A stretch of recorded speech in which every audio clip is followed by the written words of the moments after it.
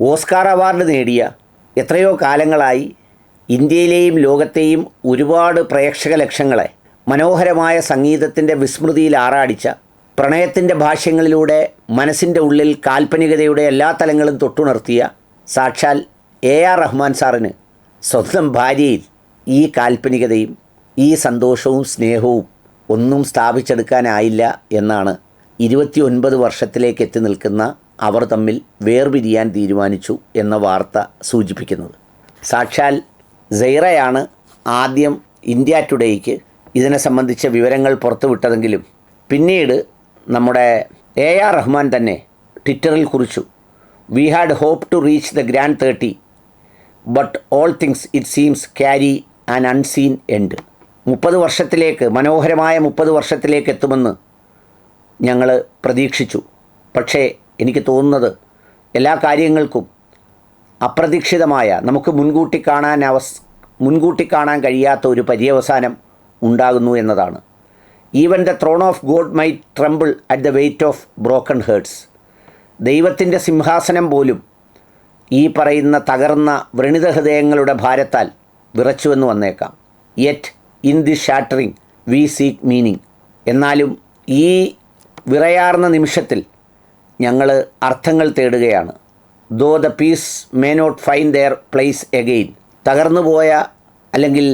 തകർന്നുപോയ കഷ്ണങ്ങൾക്ക് ഇനിയും അതിൻ്റെ പൂർവ്വരൂപം പ്രാപിക്കാനായില്ലെങ്കിലും ഞങ്ങൾ ഈ വേദനിക്കുന്ന നിമിഷത്തിൻ്റെ അർത്ഥതലം തേടുകയാണ്. ടു അവർ ഫ്രണ്ട്സ്, ഞങ്ങളുടെ സുഹൃത്തുക്കളോട്, thank you for your kindness and for respecting our privacy as we walk through this fragile chapter.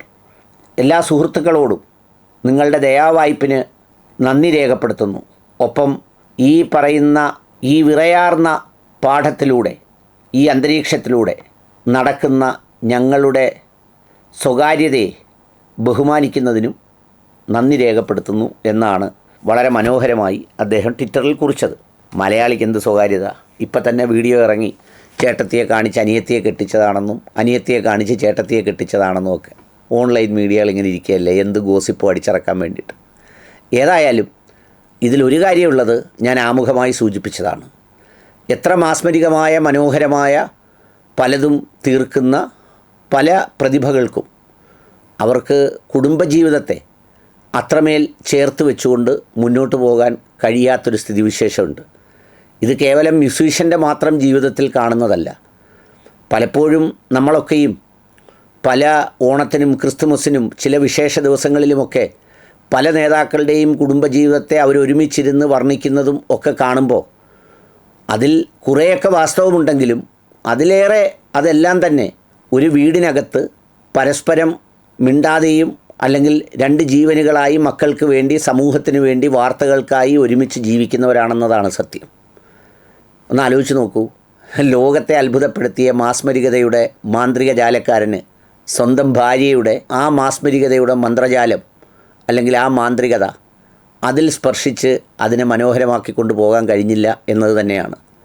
പല വിശ്വസനീയമായ കേന്ദ്രങ്ങളിൽ നിന്നും അറിയാൻ കഴിയുന്നത് ഈ പ്രതിഭ എന്ന പേരിൽ അദ്ദേഹം ഈ ലോകം മുഴുവനും രാജ്യം മുഴുവനും പല സ്ഥലങ്ങളിലേക്കും അങ്ങനെ സഞ്ചരിച്ച് പോകുമ്പോൾ ഈ സ്ത്രീ ഒത്തിരി കാലമായി മക്കളെ വളർത്തുന്നതിലും അത്തരം കാര്യങ്ങളിലുമൊക്കെ വളരെ സജീവമായി അങ്ങനെ ഇടപെട്ട് തന്നെ മുന്നോട്ട് പോവുകയായിരുന്നു.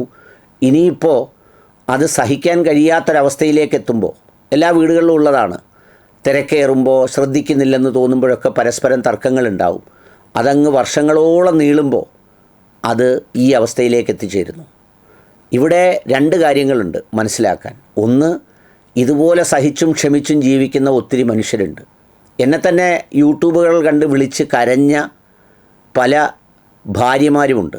ഭർത്താക്കന്മാർ പേർഷ്യയിലാണ്. ചിലരാണെങ്കിൽ അങ്ങ് അമിതമായ ആത്മീയത, അതിലേക്കങ്ങ് മുങ്ങിത്താണ് എവിടെങ്കിലും പോയി അതുമായി കറങ്ങി തെക്ക് വടക്ക് നടക്കുകയാണ്. ഭാര്യയെയും വിളിക്കത്തില്ല, അവരെ നോക്കത്തില്ല, അവരെ മോളുടെ അടുത്തും കൊണ്ടുപോകത്തില്ല, ഒന്നും ആവില്ല. അല്പം മാനസിക പ്രശ്നമുള്ളവരെ മഹാമാനസിക രോഗികളാക്കുന്ന ചില വലിയ ആത്മീയതക്കാരുണ്ട്. കുടുംബം നോക്കാതെ, വീടും നോക്കാതെ തെക്ക് വടക്ക് തേരാപ്പാര ഓടി നടക്കുന്നത്. എന്ത് കാര്യമാണുള്ളത്? അതൊരു വശത്ത്. മറ്റൊരു വശത്ത് മറ്റു കുറേ പേർ ഇത്തരം സന്ദർഭങ്ങളിൽ വളരെ സന്തോഷകരമായി പിരിയാൻ തീരുമാനമെടുക്കുന്നു. ഞാൻ രണ്ടാമത്തതിനെയാണ് കൂടുതൽ റെസ്പെക്റ്റ് ചെയ്യുന്നത്.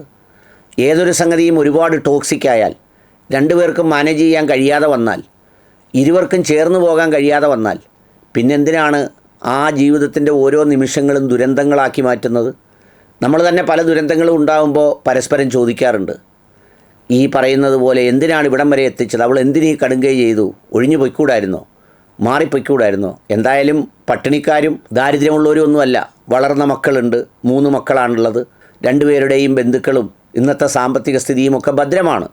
അതുകൊണ്ട് അതൊക്കെ ഭദ്രമാക്കാൻ അവർക്ക് കഴിയും. പിന്നെ 2 പേർക്കും ആഗ്രഹിക്കുന്ന ഇഷ്ടപ്പെടുന്ന വേറെ ഏതെങ്കിലും ഒരു ജീവിതം അത് കിട്ടുന്നെങ്കിൽ അങ്ങനെ ആയിക്കോട്ടെ.